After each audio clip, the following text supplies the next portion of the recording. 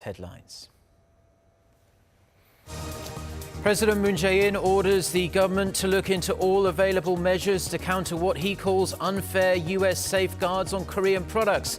On GM's plans to shut down a plant in Korea, the president tells his team to look aggressively into ways to mitigate the situation. Adding another silver at the Pyeongchang Winter Olympics, South Korean speed skater Min-kyu finishes just 1/100th of a second behind the skater who grabbed the gold. Plus, more death, destruction and despair in Syria. Almost 100 people are killed as the Assad regime continues to pound rebel-held conclaves on the outskirts of Damascus. Our top story this morning, though, President Moon Jae-in is demanding officials deal with Washington's unfair trade measures, even floating the possibility of taking the matter to the World Trade Organization. His remarks come as the Trump administration mulls slapping hefty import tariffs on South Korean steel, which it says is being dumped on the American market. Our chief Cheonghwa-dae correspondent Moon-kyu starts us off. Be bold and resolute in dealing with unreasonable trade protectionism. That's South Korean President Moon Jae-in in response to the U.S.'s plans to slap up to 50% import tariffs on washers and solar panels, and the Commerce Department's latest recommendation to President Trump to impose steep curbs on all steel imports from a number of countries. On that list, South Korea. At a weekly meeting with its top aides on Monday, the South Korean president kicked off the first workday following a long holiday weekend on a stern note against Washington's move to protect its manufacturers. 불합리한 보호무역 조치에 대해서는 WTO 제소와 한미 FDA 위반 여부 검토 등 당당하고 결연히 대응해 나가고 한미 FDA 개정 협상을 통해서도 부당함을 적극 주장하기 바랍니다. This is the strongest word yet from the South Korean president on the U.S.'s stepped-up efforts to protect its industries, and it came with a prescription seeking a fundamental solution to the nation's export structure.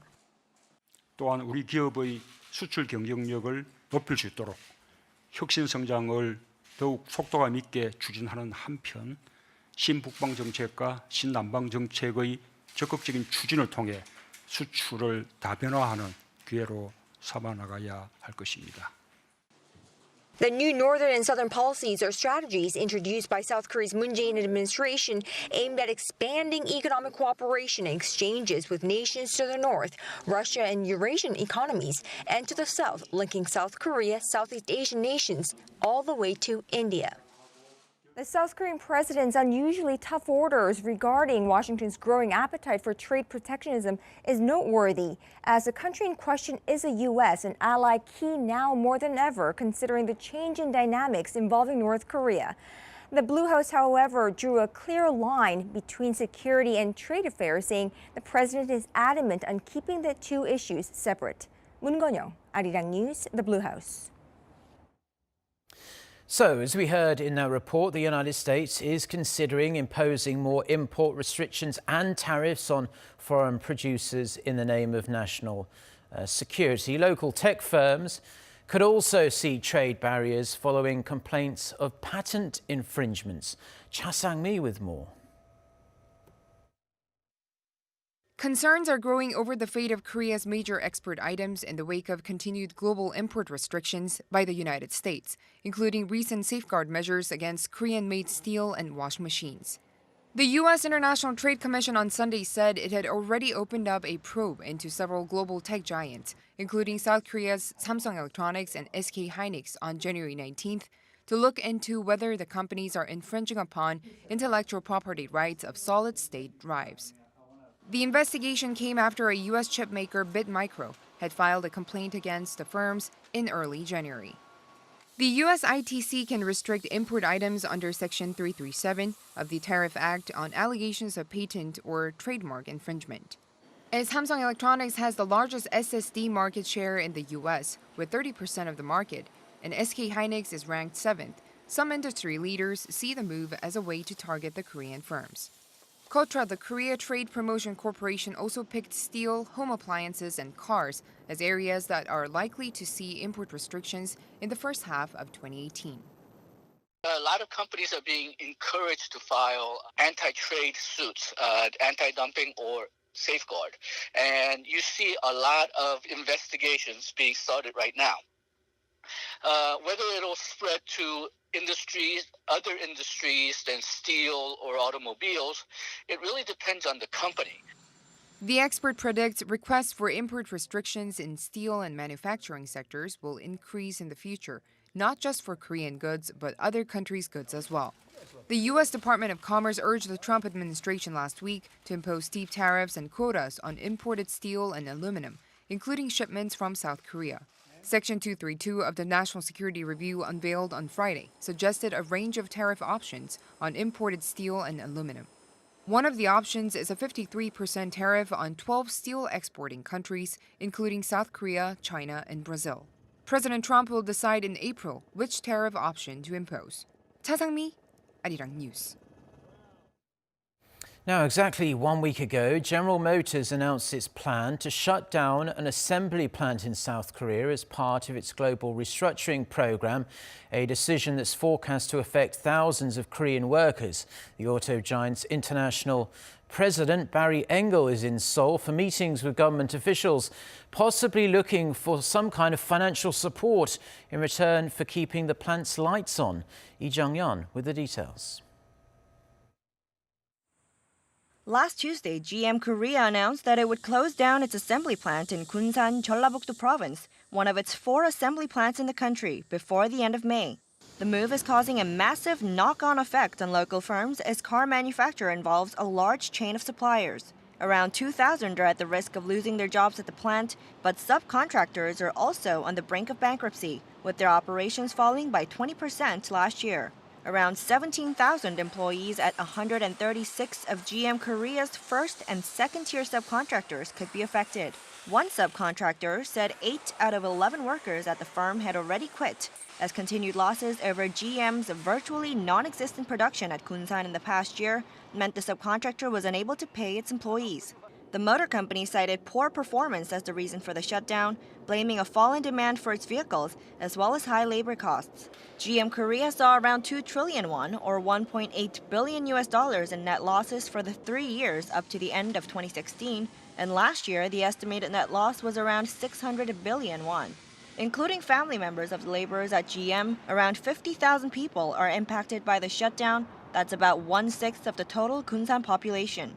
The ruling Democratic Party responded to GM Korea's decision by saying it cannot accept it, as General Motors has, quote, social duties to fulfill as a global corporation. Lee Jung-yeon, Arirang News. Ready for talks and possibly much more. North Korea's state-run news agency says the regime is fully ready for both dialogue and war, and stress it's prepared to respond to any U.S. provocation with a prompt counterstrike. The Korean Central News Agency also took aim at the U.S. over what it said were moves to stifle thawing inter-Korean ties, also targeting the annual joint military exercises between Seoul and Washington. The North slammed the acting U.S. ambassador to South Korea for saying the postponed drills would be held in April. The North's outburst comes a day after U.S. Secretary of State Rex Tillerson said the White House is willing to work with the North Korean leadership, and Washington is waiting to hear from Pyongyang that the regime is ready to talk. That said, Tillerson also stressed that the Trump administration will keep up its campaign of maximum pressure on North Korea.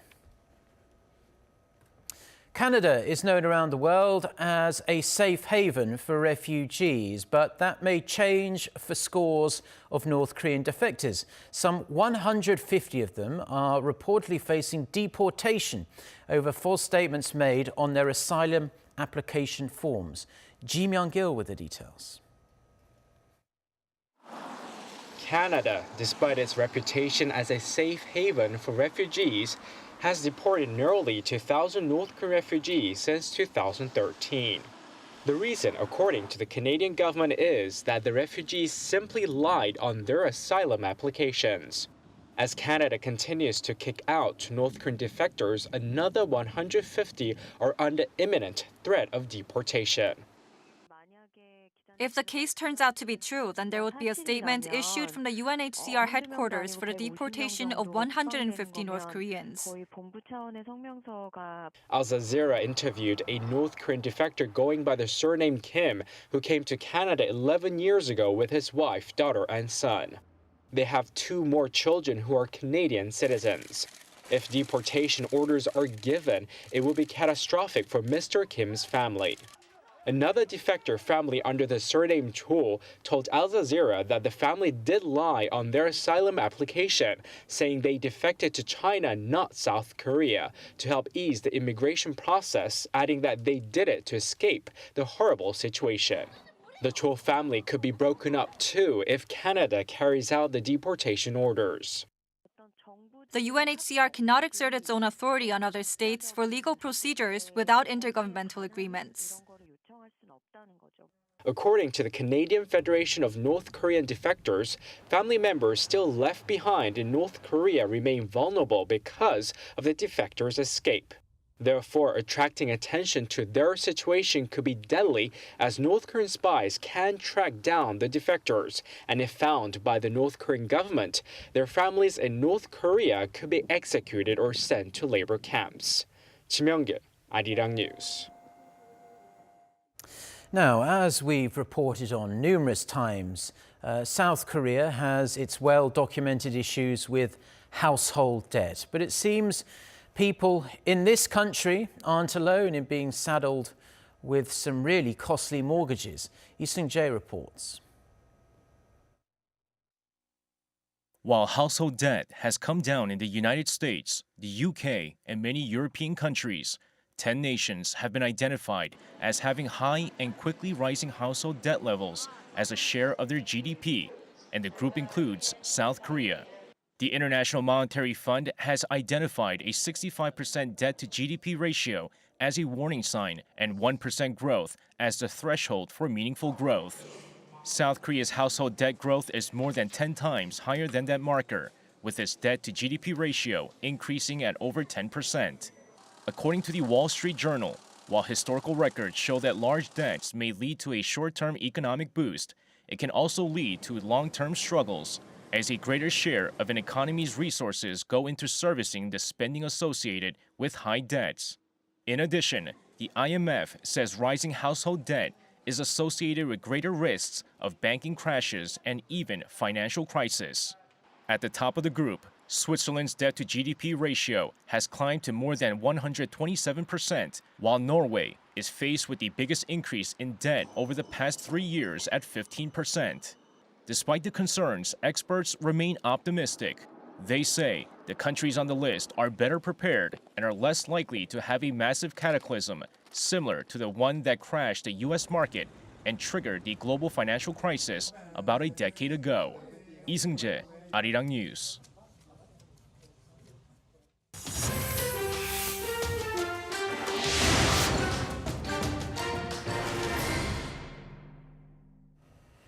Now for a look at the stories making headlines around the world, and we start in Syria. The Syrian Observatory for Human Rights says airstrikes and artillery fire have killed scores of people in a rebel enclave in eastern Ghouta. For more on this and other news from around the world, let's turn to our Noah Adam. So Adam, hundreds of others are also said to have been injured in yet another series of attacks in Syria, resulting in a great many civilian casualties. That's right, Mark. The War Monitoring Group said on Monday that at least 77 people were killed in the space of 24 hours. 325 people were also said to have been wounded. Syrian state media said Sunday's attack came after rebel factions in Ghouta fired mortars at districts in Damascus, killing a child and wounding 8 others. The government airstrikes and artillery fire also came as pro-regime forces prepare to launch a major ground assault on eastern Ghouta. They are reportedly trying to help the Kurdish YPG militia try to repel a month-long Turkish military assault in Afrin, dubbed Operation Olive Branch. But the YPG has denied there's a deal with Damascus. Turkey's foreign minister said the Syrian army's efforts to defend the YPG would come to nothing, adding that Turkish soldiers will not be stopped. Eastern Ghouta is home to nearly 400,000 people, according to the UN, and is the largest rebel stronghold left near the capital.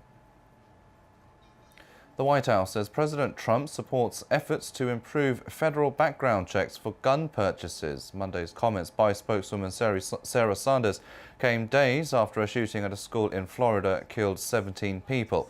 She said the president and Republican Senator John Cornyn spoke on Friday about a bipartisan bill designed to strengthen the FBI database of prohibited gun buyers.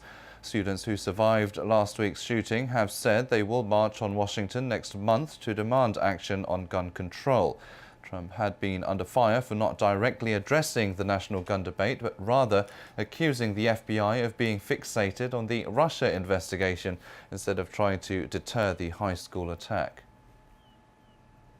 A 5.3 magnitude earthquake has struck northeastern Taiwan in yet another powerful tremor to jolt the country.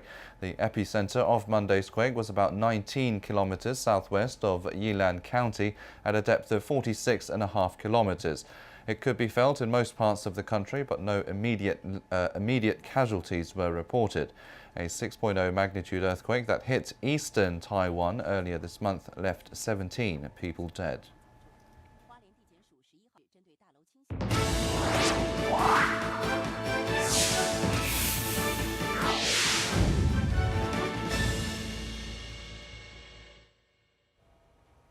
Good morning, I'm Kim Mo-gyun from the News Center with the latest on the Pyeongchang Winter Olympic Games. Let's first take a look at the highlights from Monday's action. Fans are calling him Minderella as South Korean speed skater Min-kyu pulled the surprise of the night, winning silver in the men's 500-meter event in his first Olympic stage. The 24-year-old, ranked 9th in the 2017-2018 World Cup rankings, flew around the track in a time of 34.42 seconds, setting an Olympic record in the process. In a razor-close finish, Norway's Havard Lorentzen beat Cha's time by 1/100th of a second to snatch the gold. The silver is South Korea's third medal in speed skating, following Kim Min-seok's bronze in the men's 1500-meter event and Lee Sang-hwa's silver in the women's 500 meters. Team Korea will attempt to win the host nation's fourth gold medal of the Pyeongchang Olympics tonight in the women's 3,000-meter short track relay. Choi Min-jung is likely to lead the group at the long-awaited event at the Gangneung Ice Arena. Expectations are high as the 19-year-old won the gold medal in the women's 1,500-meter race on Saturday, while Shim Seok-hee anchored South Korea's gold medal in the same event at the 2014 Sochi Olympics. And in ice hockey, the unified Korean women's ice hockey team will play their final match later today, taking on Sweden to see who will finish in 7th place. The squad of 23 South Korean and 12 North Korean players will take to the ice for the last time at shortly past noon Korea time. The players and head coach Sarah Murray will be hoping for a swan-song victory. Meanwhile, ice hockey's global governing body said on Monday that it will consider keeping the joint Korean women's team for the 2022 Winter Olympics in Beijing. Now let's take a closer look at what's ahead of us on day 11. In less than 2 hours from now, the women's ice hockey match between the unified Korea team and Sweden will kick off. The game will decide who takes the 7th and 8th spot. Also on schedule this afternoon is the women's curling match between South Korea and the United States. South Korea defeated world number 5 Sweden on Monday, improving their record to 5 wins and 1 loss, sitting in the first place and taking a step closer to the semifinals. Meanwhile, the women's 3,000-meter relay final is set for around 8:30 p.m. tonight. South Korea is looking forward to a smooth race, with the eyes of the nation fixed on Shim Seok-hee and 1,500-meter Olympic champion Choi Min-jung. And finally, the playoff qualification for men's ice hockey will be held at around 9 p.m. and South Korea will face world number 4 Finland. The South Korean squad will hope to get their first victory on the board. Now let's wrap up by taking a look at the current medal standings. We will have more updates for you throughout the day, so stay tuned. I'll see you guys again in our next newscast.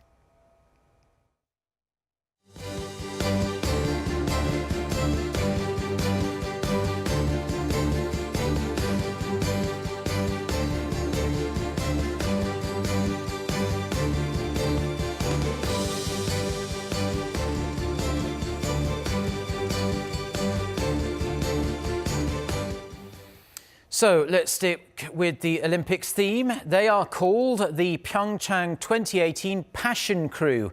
Thousands of volunteers from around the world are making the Games even more special for the athletes, fans and media in Pyeongchang. Our EG1 has more on these exceptional individuals who are carrying on a long tradition of Olympic volunteering. More than 20,000 official and unofficial volunteers are helping participants and spectators all around the host cities. And in this year's Olympics, the organizing committee in the host cities went a step further to make things more convenient. Information centers are nothing new, but roaming information centers like these volunteers are. Each with a purple bag containing maps of the Olympic Park and schedules for the buses, they take turns fanning out from the information center to bring visitors the information they need so they don't have to come all the way to the center. It was really nice to find someone who could help us right away at the site. I felt saved. The volunteers get extra training to deal with on-site issues, so they say they feel a great sense of responsibility in their jobs. We are out here on our own, and people change their routes right away based on the information we give them. So we need to be quick and accurate. It was hard at first, but our sense of responsibility and pride in our country has driven us to do better every day. The Gender Equality Support Center is another new service at Pyeongchang 2018. Previous global sporting events have had problems with sexual assault. Instead of concealing these cases, the Pyeongchang Organizing Committee and the host province were determined to address the issue properly. When a victim comes to one of the 4 centers, they get professional counseling and short-term therapy. The centers also connect victims to the police and larger facilities where they can get legal recourse and medical treatment if they choose to. This service is intended to make the Games a clean and healthy sporting event for all. We've gotten a lot of attention worldwide. We hope this center becomes an Olympic legacy that helps improve women's rights around the world. Local and private organizations have also taken extra steps to help visitors. The Helping Hand Center at Gangneung Station helps visitors with small and big requests in 10 different languages, including Russian, Spanish, and even sign language. Though the group usually provides disaster relief and community services, they're willing to serve wherever they can be of help. We want to help any way we can, and there is a great need for translation services at the Olympics. A lot of people have thanked us for what we've been able to do here. Despite the cold weather and their tiring schedule, thousands of volunteers are hard at work in every corner of the host cities with the same goal, providing people with a better experience and contributing to the successful hosting of the 2018 Winter Games. 이지원, 아리랑 뉴스 강릉.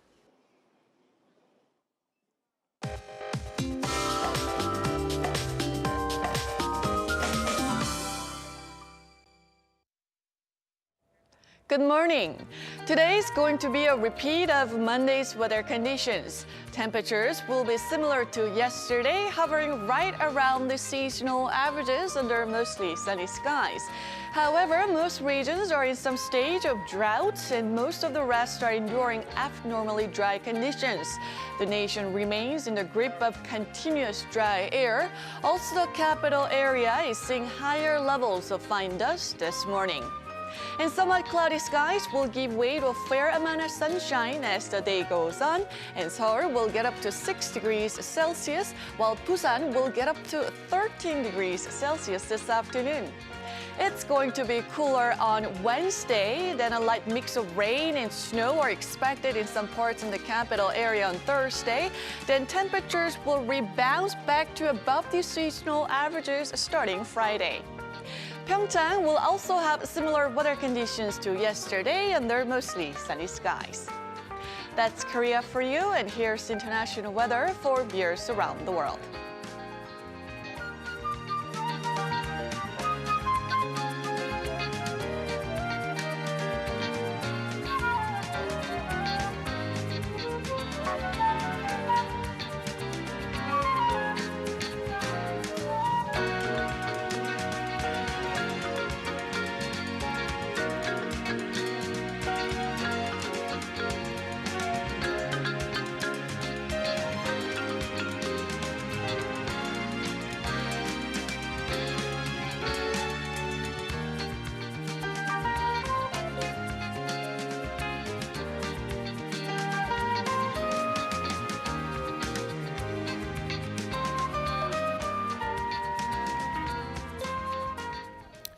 Well, that's all the news we have for now. Our next bulletin is coming up at noon Korea time in around an hour and a half from now. So until then, goodbye.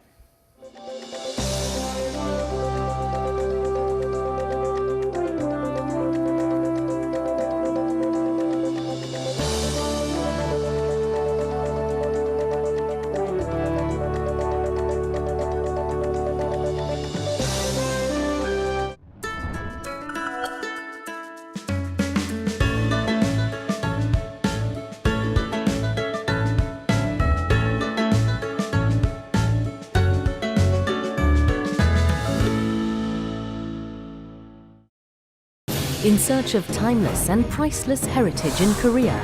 Time Priceless, World Heritage in Korea, Gyeongju Historic Areas. Opposite